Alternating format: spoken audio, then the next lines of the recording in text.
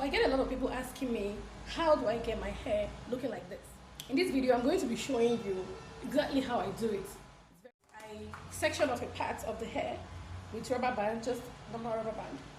I just section off the front, the part that is going to be the front of the hair. So I just hold it down with a rubber band. Okay, so the rest of the hair, I'm just going to pack it up. That's all.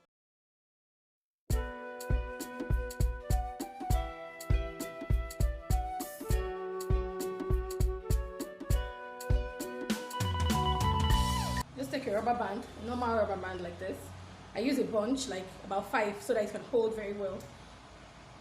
So what I'm doing is I'm trying to get all the other hairs I didn't section off into the rubber band, right? Like this. So I'm just going to start pushing it up. On all sides, I'm just going to be pushing it up.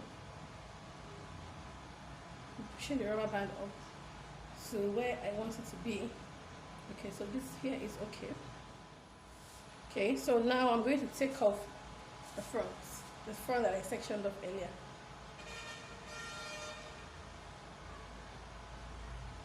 And I'm trying to blend it in with the back so that it doesn't show any demarcation